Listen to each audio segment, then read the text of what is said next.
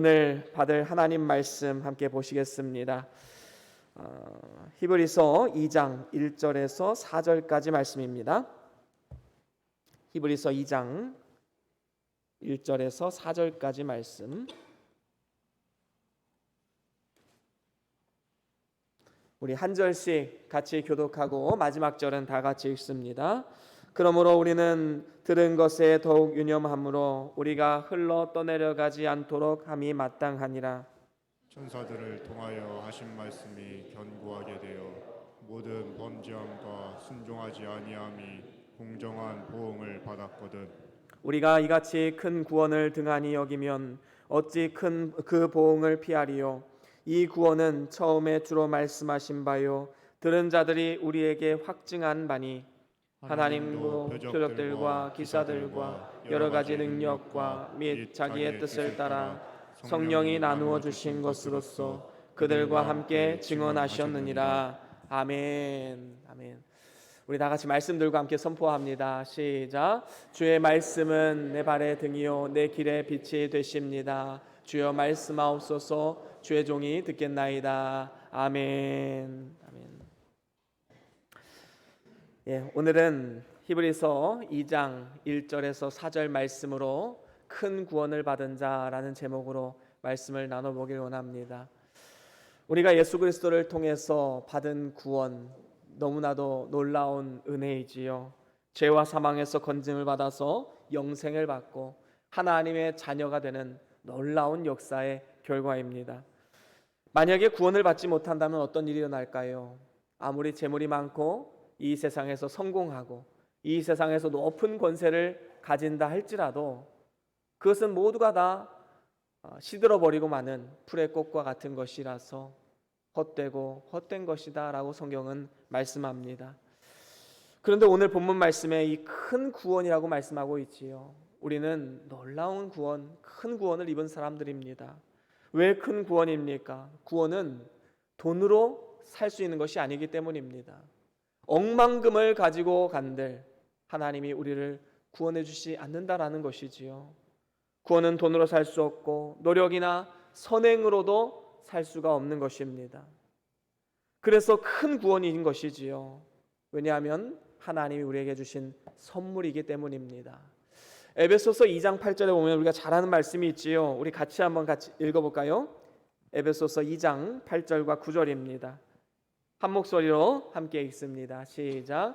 너희는 그 은혜에 의하여 믿음으로 말미암아 구원을 받았으니 이것은 너희에게서 난 것이 아니요 하나님의 선물이라. 행위에서 난 것이 아니니 이는 누구든지 자랑하지 못하게 함이라. 아멘. 그렇습니다. 여러분, 우리가 구원받기 위해서 뭘 한 것이 있나요? 우리가 믿었다고요? 그 믿음 역시도 하나님이 주시지 않으면 우리가 믿을 수 없는 것입니다. 따지고 보면 하나님의 큰 구원은 하나님의 선물로서 오직 하나님의 전적인 은혜 가운데 이루어졌다라는 사실을 우리는 분명히 알아야 됩니다. 우리가 하나님의 자녀로 이 땅 가운데 살아가는 것, 우리가 이 시간 하나님을 예배하는 자로서 주 앞에 나와 예배하는 것, 이 모든 것이 다 하나님의 은혜요 하나님의 전적인 권능 가운데 이루어진 일이라는 것이지요. 그러면 이렇게 하나님의 귀한 선물을 받은 우리들 이제 어떻게 해야 될까요? 그 귀한 사랑에 우리가 조금이나마 보답하고자 하는 그런 마음이 생겨야 정상이 아닐까요? 그렇다면 우리가 큰 구원을 받은 성도로서 우리가 해야 할 일이 과연 무엇일까요? 그것은 세 가지로 말씀드릴 수 있습니다. 그 첫 번째로는 말씀을 떠내려가지 않게 해야 합니다. 오늘 본문 1절에 보면 우리는 들은 것으로 더욱 유념함으로 라고 말씀하고 있지요. 여기서 이 들은 것이라는 것은 무엇을 말합니까? 하나님의 말씀을 의미하지요. 그래서 이 말씀을 들음으로 우리의 믿음이 나오게 되는 것입니다. 믿음은 들음에서 나오고 들음은 하나님의 말씀으로 임함이라 라고 분명히 성경은 말씀하고 있습니다. 여러분, 구원받은 데 있어서 말씀을 듣는 것, 이것이 바로 가장 귀한 첫째 되는 조건이지요. 베드로전서 2장 2절에도 보면 이렇게 말씀합니다. 우리 같이 읽어볼까요? 베드로전서 2장 2절입니다. 시작. 갓난 아기들 같이 순전하고 신령한 젖을 사모하라. 이는 그로 말미암아 너희로 구원에 이르도록 자라게 하려 함이라. 아멘. 그렇습니다. 여러분, 갓난 아이들과 같은 신령한 젖을 사모하는 마음.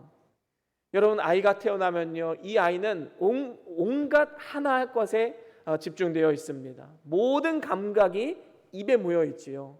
그래서 신령한 젖 사모하는 마음, 그 젖을 사모하는 마음으로 우리도 신령한 젖을 사모해야 된다라는 것입니다.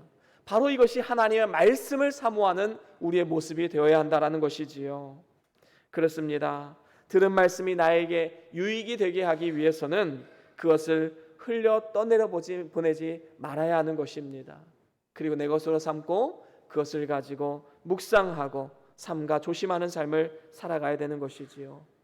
오늘 본문에 떠내려가게 하지 말아라 라는 것은 마치 손가락의 이 반지가 잘 빠지지 않도록 잘 조여라 라는 것이지요. 그래서 하나님 말씀이 헐거워지지 않도록 우리는 늘 말씀으로 훈련받고 말씀으로 묵상해서 하나님의 사람으로 점점 더 변화되어져 나가야 하는 것입니다. 이를 위해서 우리는 1절에 나오는 바와 같이 들은 말씀을 유념해야 합니다. 이 유념하다라는 말의 뜻은 삼가 조심하다라는 뜻을 가지고 있습니다. 그래서 말씀을 받을 때에는 온유하고 겸손한 마음으로 받아서 삼가 조심해야 되는 것이지요. 우리가 삼가 조심하지 않으면 어떤 일이 일어날까요? 사단은 우는 사자와 같이 삼킬 자를 찾고 있는데 우리는 그 사단에게 먹혀버릴 수밖에 없는 것입니다. 사단 마귀는 우리를 지옥 가게 하지는 못합니다. 하지만 믿는 사람들이 믿음으로 살지 못하게 만들고 또한 믿는 일을 잘하지 못하게 만드는 것이지요. 그래서 하나님의 축복과 상급을 받아 누리지 못하도록 만드는 것이 바로 사단 마귀가 하는 일인 것입니다. 예수님께서 말씀하신 씨 뿌리는 비유에서 길바닥에 떨어진 씨, 바로 이것이 사단에게 마음을 빼앗긴 자들을 말하는 것입니다. 새들이 와서 그 씨앗을 다 주워 먹지요. 마찬가지로 우리가 말씀을 통해서 삼가 조심하지 않으면 사단이 어느샌가 우리 마음 가운데 틈타서 우리 마음 가운데 은혜 받은 모든 것을 다 쪼아 먹습니다. 그렇기 때문에 들은 바 말씀을 온유한 마음으로 받아서 그것을 생명으로 삼지 않으면 사단 마귀가 와서 다 빼앗아 가게 된다는 것입니다. 은혜도 빼앗아 가고 기쁨도 빼앗아 가고 평안도 다 빼앗아 갈 수밖에 없는 것이지요. 여러분, 아담은요 선악과를 먹지 말라는 그 말씀을 하나님께로부터 직접 들었습니다. 근데 하와는 이 아담으로부터 들었지요. 그래서 아담은 큰 확신이 있었습니다. 그런데 하와는 그렇지 못했지요. 삼가 조심하지 않았습니다. 확신도 없었습니다. 그래서 사단이 하와를 공격했지요. 그러자 하와가 뭐라고 대답합니까? 하나님이 만지지도 말라 이 말씀은 하신 적이 없습니다. 그런데 그 말씀을 더해서 말했지요. 하나님이 만지지도 말라고 했어. 그리고 하나님께서 정령 죽으리라 라고 말했는데 하와는 뭐라고 말했습니까? 죽을까 하노라. 하나님의 말씀을 있는 그대로 선포한 것이 아니라 거기에 가감을 한 것이지요. 사단의 좋은 먹잇감이 된 것입니다. 이런 말씀을 알아도 제대로 알지 못하면요 사단의 좋은 먹잇감이 될 수밖에 없습니다. 그래서 들은 말씀을 가지고 우리는 묵상하고 삼가 조심해야 된다라는 것이지요. 결국에는 하와가 사단에게 넘어갔고 또 아담은 하와에게 넘어가서 온 인류 가운데 죄가 틈타게 되었고 이로 인해서 모든 사람이 죄인이 되고 말았습니다. 이러한 일이 일어나기 때문에 우리는 하나님의 말씀에 굳건히 서서 거기에 가감하지 말고 늘 유념하고 삼가 조심해야 하는 것입니다. 이렇게 우리가 말씀을 떠내려가지 않게 하기 위해서 들은 말씀을 유념하고 거기에 따라서 삼가 조심할 뿐만 아니라 더 나아가서 이제는 우리는 들은 말씀에 순종하는 단계로 나아가야 되는 것입니다. 오늘 본문 2절 말씀 같이 한번 읽어볼까요? 오늘 본문 2절입니다.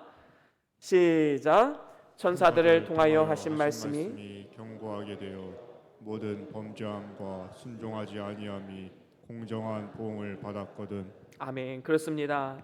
여기서 천사들을 통하여 하신 말씀이란 무엇을 의미합니까? 모세를 통해서 주신 율법을 의미하지요. 그래서 율법이 없으면 캄캄한 흑암과 같기 때문에 하나님이 율법을 내려주신 것은 이스라엘 백성들에게 있어서 큰 축복의 결과다라고 우린 말할 수가 있는 것입니다. 하나님이 이스라엘 백성들에게 율법을 주신 이유가 무엇입니까? 그 율법을 지킴으로 인해서 구원하시기 위함이 아닙니다. 하나님이 율법을 주신 이유는 하나님께서 우리에게 믿음으로 의롭게 되는데 꼭 필요한 것이기 때문에 주신 것이지요. 여러분 한번 생각해 보세요. 이미 하나님은 주님 오시기 전에 2000년 전에 모세를 통해서 율법을 주셨습니다. 모세를 통해서 율법을 준 게 아니라 아브라함을 통해서 믿음으로 의롭게 된다는 진리를 선포해 주셨지요. 그리고 그 이후로 450년 이후에 모세를 통해서 율법을 주셨습니다. 자, 그러면 믿음으로 의롭게 된다라는 하나님 말씀이 우선입니까? 아니면 율법이 우선입니까? 믿음으로 의롭게 된다는 하나님 말씀이 더 우선이지요. 그래서 이전에 받았던 믿음으로 의롭게 되는 법을 율법이 폐할 수는 없습니다. 그러면 하나님께서 율법을 주신 이유가 무엇입니까? 바로 믿음으로 의에 이르는 이 일에 도움이 되기 때문입니다. 율법의 기능이 무엇입니까? 먼저는 나의 죄를 깨닫게 하는 기능이 있지요. 여러분 하나님 말씀을 읽으면 읽을수록 나의 죄악상이 드러나게 됩니다. 내가 정말로 내 의로는 구원받을 수 없구나. 이것을 깨닫게 될 수밖에 없는 것이지요. 또한 율법의 좋은 기능 또 한 가지가 있는데 믿음으로 구원받은 사람들이 이 땅을 살아갈 때 삶의 규범으로서 우리에게 주셨다라는 겁니다. 여러분 하나님 말씀대로 살고 싶은데 어떻게 살아가야 될지 모를 때 성경을 보십시오. 성경에 다 나와 있습니다. 10계명만 봐도 다 나와 있지요. 그렇기 때문에 우리는 구원받은 자로서 하나님 말씀에 순종하기 위해서 삶의 규범으로 우리에게 말씀을 주셨다라는 사실을 우리는 분명히 기억해야 됩니다. 여러분 이스라엘 백성들이요 애굽에서 나올 때 장정 60만 명 그리고 그 가족들 합하면 학자들은 한 200만 명 정도로 추산을 합니다. 광야 40년 동안 살아가면서 율법을 지키지 않고 하나님 말씀에 순종하지 않았습니다. 그 결과 어떻게 됩니까? 다 죽고 가나안 땅에 들어간 사람은 여호수아와 갈렙뿐이었습니다. 광야 40년 동안 우상 숭배하고 하나님을 향해 원망하고 주님을 시험하고 이러한 죄들로 인해서 다 멸망을 받고 말았지요. 하나님이 이스라엘 백성들에게 율법을 주신 것은 지식으로만 가지고 있으라는 것이 아닙니다. 들은 말씀을 순종하라라는 의미로 율법을 주신 것이지요. 여러분 하나님 말씀을 듣기만 하고 실행하지 않는 자는 성경에 뭐라고 말씀하고 있습니까? 야고보서 1장 22절에 이렇게 말씀합니다. 우리 같이 읽어봅니다. 야고보서 1장 22절 말씀 시작. 너희는 말씀을 행하는 자가 되고 듣기만 하여 자신을 속이는 자가 되지 말라. 그렇습니다. 듣기만 하는 자, 그것을 지식으로만 쌓아놓는 자, 그 사람은 자기 자신을 속이는 자다라고 말씀합니다. 우리는 들으면 곧바로 순종해야 되지요. 삶으로 그것을 살아내야 되는 것입니다. 지금이 바로 은혜 받을 만한 때요. 지금이 바로 구원의 날이라 성경은 우리에게 말씀하고 있습니다. 지금이 바로 우리가 순종해야 될 때이지요. 나중에 하겠다라는 것은 사단에게 지는 것입니다. 영원한 후회가 남을 수밖에 없지요. 오늘도 말씀을 통해 나에게 깨닫는 그러한 하나님의 음성이 들려졌다면 그것을 지체하지 말고 내일부터 다음 주부터 이렇게 말하지 말고 지금 즉시로 순종하는 삶이 되어야 될 줄로 믿습니다. 여러분 세상 사람들이요 많이 하는 이야기가 무엇입니까? 사람은 안 변한다 이런 얘기 많이 들어보셨을 거예요. 사람은 고쳐 쓰는 게 아니다 이런 말 많이 합니다. 여러분 저는 그렇게 믿지 않습니다. 정말로 예수 그리스도를 마음의 구주로 믿고 정말로 회심한 사람이라면 그의 성품과 그의 성격과 그의 취향과 모든 것이 다 변화될 수밖에 없습니다. 지정의 전 인격적인 변화가 나타날 수밖에 없는 것이지요. 예수 안에 능치 못한 일이 없기 때문입니다. 특별히 우리가 하나님 말씀을 들을 때 조심해야 될 것이 무엇입니까? 들은 말씀을 나에게 적용하는 것이 아니라 다른 사람에게 적용하는 것. 이거 굉장히 안 좋은 습관이지요. 말씀을 들을 때 은혜 받았습니다 라고 하는데 마음속으로는 아무개 집사가 이 말씀을 들어야 하는데, 그러니까 은혜 받은 것이 다른 사람을 정죄하고 다른 사람이 이 말씀을 들어서 변화되어야 하는데 그런 쪽으로 생각하는 것입니다. 이거는 굉장히 안 좋은 습관이지요.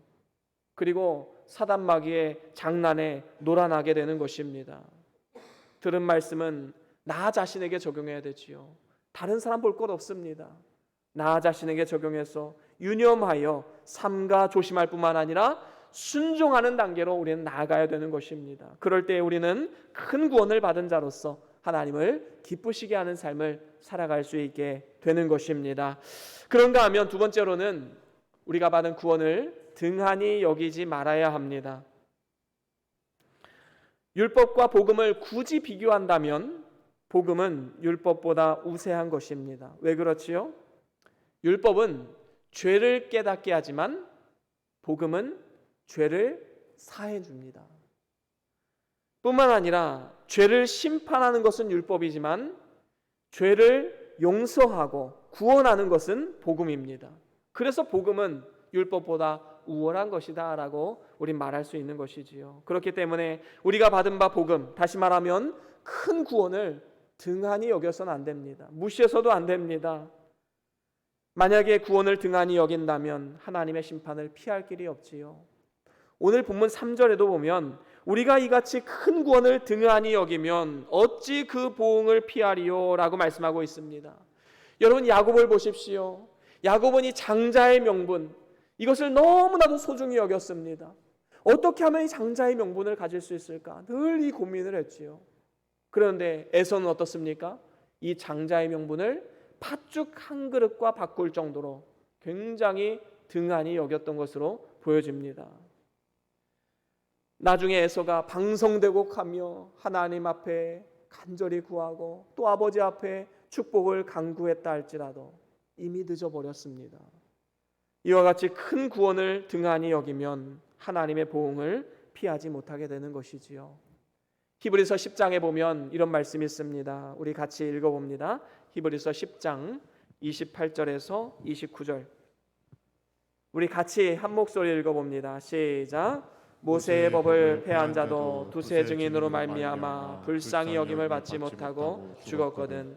하물며 하나님의 아들을 짓밟고 자기를 거룩하게 한 언약의 피를 부정한 것으로 여기고 은혜의 성령을 욕되게 하는 자가 당연히 받을 형벌은 얼마나 더 무겁겠느냐. 너희는 생각하라. 아멘. 그렇습니다. 이 말씀은 어떤 의미입니까? 하나님이 주신 율법을 지키지 않는 것도, 등한히 여기는 것도 하나님의 큰 보응을 피하지 못했는데, 복음, 다시 말하면 예수 그리스도의 십자가의 은혜를 등한히 여긴 자에게 어떻게 큰 보응을 피할 수 있겠단 말인가라는 것입니다. 그렇습니다. 우리가 받은 바 구원의 가치를 무시해서는 안 됩니다. 그 큰 구원은 우리의 삶을 변화시키고 우리의 삶의 가장 소중한 것으로 여겨야 되는 것입니다. 마태복음 22장에 보면 어떤 임금이 큰 잔치를 베풀었습니다. 그래서 사람들을 초청을 했지요. 그런데 사람들은 임금님의 부름에 응답하지 않습니다. 왜 그렇지요? 나는 임금님의 초청보다 지금 당장 돈 버는 게 더 바빠. 밭에 일하러 가고 돈 벌러 가야 하고 이런저런 핑계를 대서 임금님의 초청에 응하지 않습니다. 여기서 초청을 거절한 사람들은 1차적으로는 유대인들을 가리키지요. 그리스도를 통한 구원을 등한히 여긴 사람들의 대표입니다. 그래서 결국 임금은 어떻게 합니까? 종들에게 저 길가에 나가서 사거리에 가서 많은 사람들 아무나 다 초청해라. 그래서 그 잔치는 사람들로 막 넘쳐나게 되었습니다. 여기서 길가에 초대되어 온 사람들은 이방인들, 이방인으로서 예수를 믿은 그리스도인들을 의미하는 것이지요. 그리고 잔치에 초대받았지만 거절한 자들은 임금이 진멸하고 그 동네를 다 불살랐습니다. 이처럼 유대인들은 예수님을 배척하고 죽임으로써 이스라엘 나라가 주후 70년에 어떻게 됩니까? 로마의 티투스 장군에 의해서 완전히 예루살렘이 회파되고 나라는 멸망하게 되었습니다. 근 2000년 가까운 시간을 유대인들은 전 세계로 흩어져서 그 명맥만 유지하면서 많은 고통과 핍박과 죽임을 당했지요. 수치를 당하고 짓밟혔습니다. 이와 같이 큰 구원을 등한시 여기면 어떻게 됩니까? 심판을 피할 수 없기 때문에 세상의 모든 것을 다 준다 할지라도 우리의 구원의 은혜는 절대로 맞바꿔서는 안 되는 것입니다. 그렇습니다. 오늘 본문 3절 하반절에도 이렇게 말씀하지요. 이 구원은 처음에 주로 말씀하신 바요 들은 자들이 우리에게 확증한 바라 라고 말씀합니다. 구원에 대한 복음을 예수님께서 직접 말씀하셨고 예수님께 들은 제자들이 또 그의 제자들에게 말씀을 들려주었고 또 그 제자들이 또 그 제자들에게 들려주었고 그래서 오늘날 우리에게까지 이 복음이 오게 된 것 아니겠습니까? 그렇습니다. 그래서 구약의 복음의 중요한 초점은 예수님의 초림에 초점이 맞춰졌지요. 장차 오실 예수님, 메시아, 그리스도 여기에 초점이 맞춰져 있습니다. 그리고 신약시대의 복음은 이제는 다시 오실 예수님, 이미 오신 그 예수님이 나의 구원자 되신 것과 다시 오실 예수님에 바로 초점이 맞춰진 것입니다. 예수님이 재림하시면 믿고 세상을 떠난 모든 성도들이 먼저 부활하게 되고 또 살아서 주를 맞이하는 사람들은 공중에 들려올림 받아서 신령한 몸으로 거듭나서 이제 부활의 몸으로 하나님과 함께 영원히 살게 되는 것입니다. 그래서 구원을 등한히 여기지 않고 재림을 사모하며 고대하는 성도들에게는 그날이 승리와 영광의 날이 될 것이고 주님의 재림을 무시하고 복음을 등한히 여긴 사람은 그날이 무서운 심판의 날이 될 것이다 라는 겁니다. 성경에 보면 예수님이 재림하시는 날은 노아와 롯의 때와 같을 것이다 라고 말씀했습니다. 여러분 노아의 때가 어땠습니까? 하나님이 노아에게 이제 앞으로 홍수가 임할 것을 미리 예고하셨지요. 노아는 산으로 가서 배를 짓습니다. 사람들이 물었겠지요. 너 왜 산에다 배를 짓냐?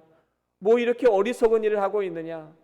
노아는 그때 열심히 증거했을 것입니다. 하나님이 물로 심판을 멸한다고 하셨어. 그렇기 때문에 우리는 하나님을 믿어야 돼. 하지만 그 사람들은 다 그 구원을 등한히 여겼습니다. 무시하고 조롱했습니다. 노아의 말을 무시하고 듣지 않았던 모든 사람들 어떻게 되었습니까? 결국에 홍수 가운데 다 멸망하고 말았습니다. 롯의 시대도 마찬가지이지요. 하나님의 사자를 통해서 롯에게 이 소돔성이 멸망할 것이다 라는 고지를 받았습니다. 그래서 이 롯은 사위들을 전도했지요. 얘들아, 하나님이 이 성을 멸망시킨단다. 우리가 빨리 피해야 된다. 그런데 사위들은 이것을 농담으로 여겼습니다. 롯을 따르지 않았지요. 결국에 어떻게 되었습니까? 유황불이 소돔성에 임했을 때 다 멸망받을 수밖에 없었던 것입니다. 요한계시록 6장 15절에 보면 이렇게 말씀합니다. 우리 같이 읽어볼까요? 요한계시록 6장 15절에서 17절 말씀 우리 같이 한 목소리 읽어봅니다. 시작.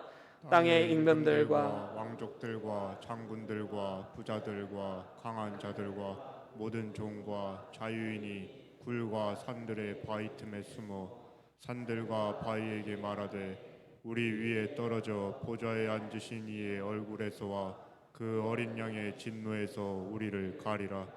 그들의 진노의 큰 날이 이르렀으니 누가 능히 서리오 하더라. 아멘. 그렇습니다. 여러분 예수님의 재림에 대해서 선지자들도 예언을 했고 예수님의 제자들도 가르쳤습니다. 그런데 이 재림을 믿지 않는 많은 사람들 그 말씀을 등한히 여기고 세상에 빠져서 세상의 즐거움으로 살아가는 모든 사람들 결국에 예수님이 재림하시는 그날에 주 앞에 섰을 때에 어떤 일이 일어납니까? 굴과 산들의 바위 틈에 숨어서 산과 바위에게 이렇게 말한다고 합니다. 우리 위에 떨어져서 보좌에 앉으신 이의 얼굴에서와 그 어린 양의 진도에서 우리를 가리라. 여러분 하지만 이렇게 한들 이미 늦은 것이지요. 어떻게 그 심판이 산들과 바위들에 의해서 가려질 수가 있겠습니까? 이와 같이 구원을 등한히 여기다가 예수님의 재림이 덜컥 임하게 될 때, 그때에는 다시는 기회가 주어지지 않습니다. 영원한 후회와 절망만 남게 되는 것이지요. 그래서 우리가 이 땅을 살아가는 동안 예수님의 재림을 바라보면서 복음을 등한히 여기지 않고 믿음으로 살아가야 하는 이유가 바로 여기에 있는 것입니다. 구원을 귀하게 여기십시오. 그것을 등한히 여기는 순간 우리는 나락으로 떨어질 수밖에 없는 것입니다. 그런가 하면 세 번째로는 나를 변화시킨 복음을 증거하라 라는 것입니다. 하나님은 복음이 땅끝까지 전파되기를 원하십니다. 우리 주님께서도 천국 복음이 땅끝까지 전파된 후에 끝이 오리라 라고 분명히 말씀하셨지요. 여러분, 이 말씀을 있는 그대로 우리는 받아들여야 합니다. 그래서 우리 구원받은 모든 성도들은 복음을 전해야 하는 사명이 있는 것이지요. 복음을 전하는 것은 예수님의 최후의 부탁이고 유언의 말씀입니다. 또한 우리는 복음에 빚진 자들이기 때문에 복음을 전해야 되는 것이지요. 복음이 무슨 뜻입니까? 기쁜 소식이지요. 이 기쁜 소식에는 예수님의 5가지 사역이 있습니다. 예수님의 탄생과 죽음과 부활, 승천, 재림, 바로 이 5가지를 통해서 우리는 그 복음을 증거하고 많은 사람들에게 이 진리를 선포해야 된다라는 것입니다. 우리가 이러한 복음을 전할 때에는 내 방법으로 해서는 안 되지요. 하나님의 방법으로 해야 합니다. 본문 4절에 보니까 이렇게 말씀하지요. 우리 4절 말씀 우리 같이 한 번 더 읽어볼까요? 시작.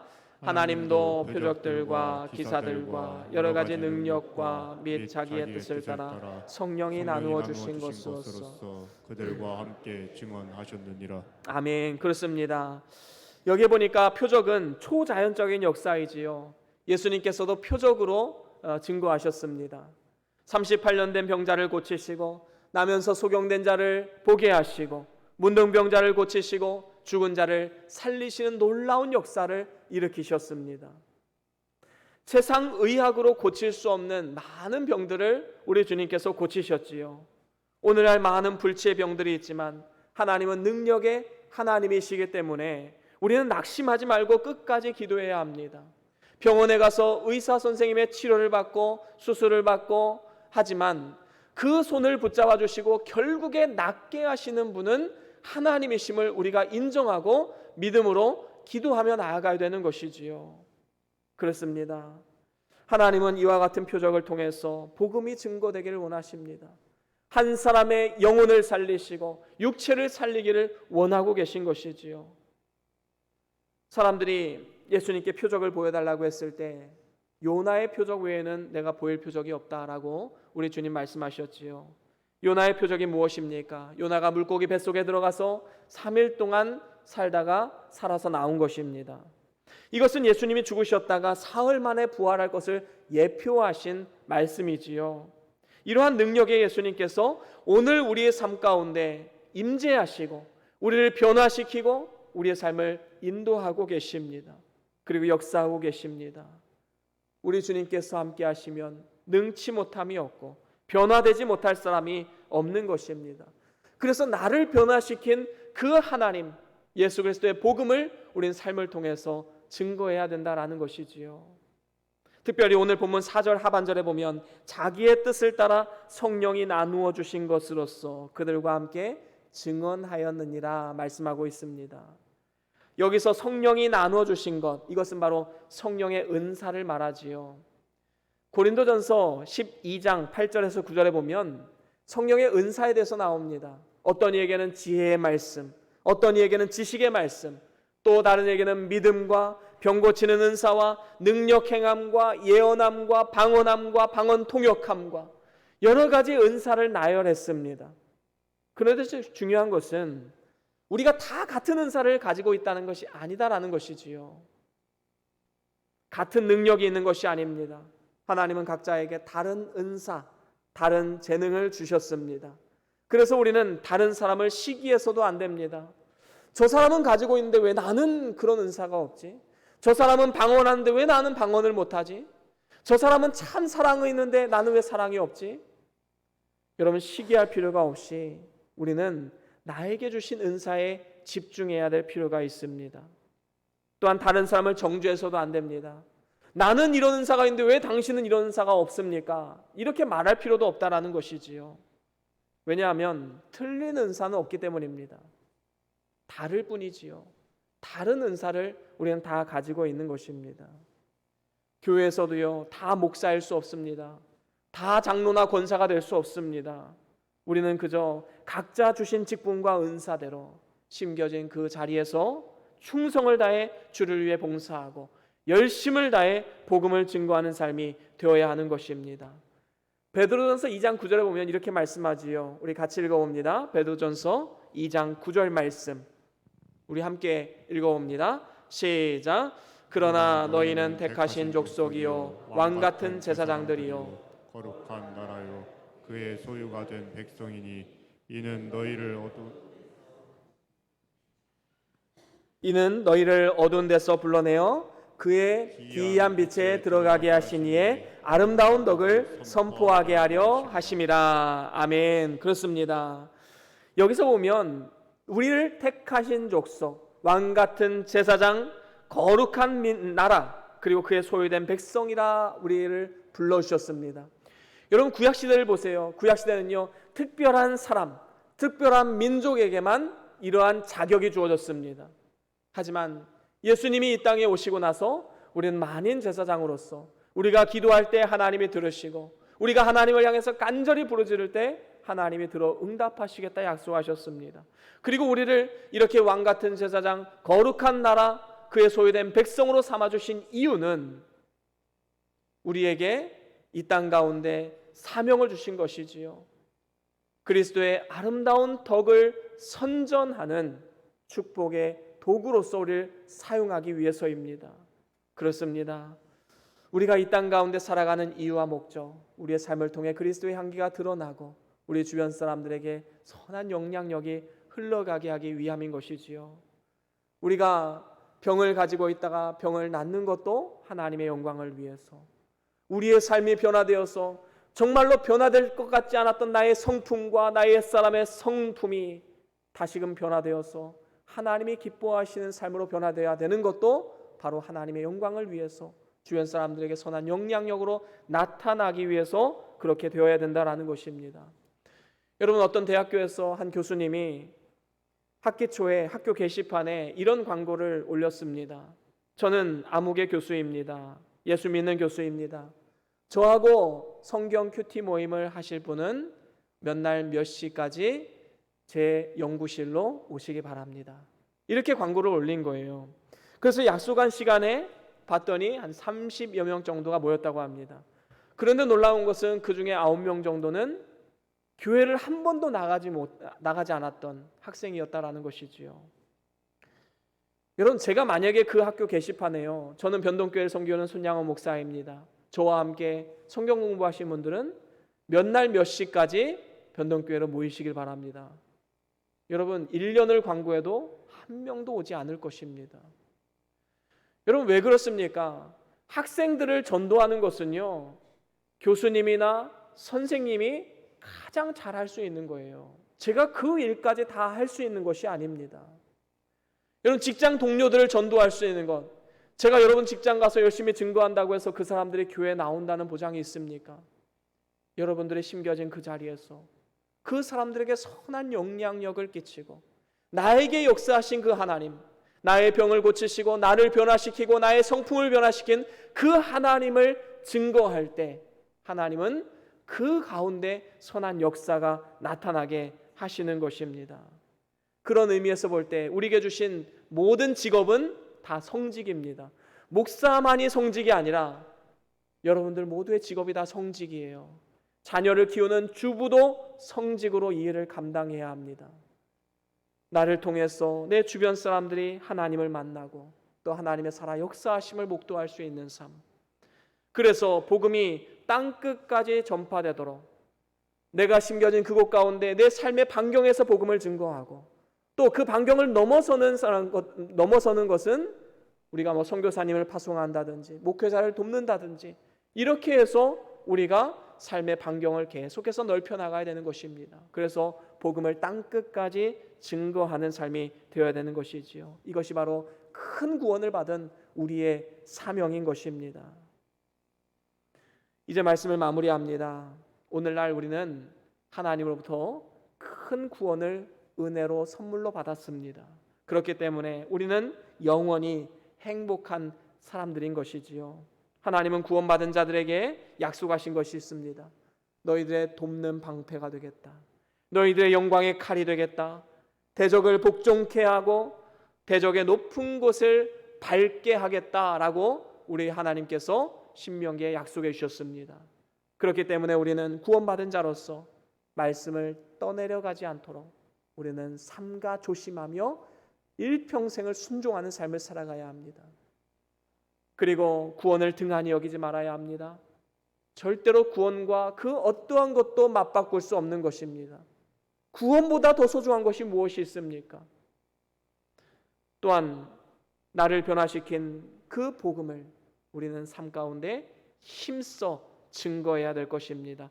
그래서 저와 여러분들이 복음과 함께 승리하시고 영원한 영광에 이르는 그러한 축복된 삶이 다 될 수 있기를 주의 이름으로 간절히 축원합니다. 우리 다 같이 오늘 받은 말씀 기억하시면서 우리 함께 기도하길 원합니다. 어떠한 말씀을 들으셨습니까? 어떠한 마음의 결단이 생기셨습니까? 우리가 큰 구원을 받은 자로서 하나님, 내가 이렇게 살아보겠습니다. 이렇게 하나님의 은혜에 조금이나마 보답하는 삶을 살겠습니다. 우리가 믿음으로 결단하면서 이 시간 잠깐 동안 함께 기도하며 나아갑니다. 주여.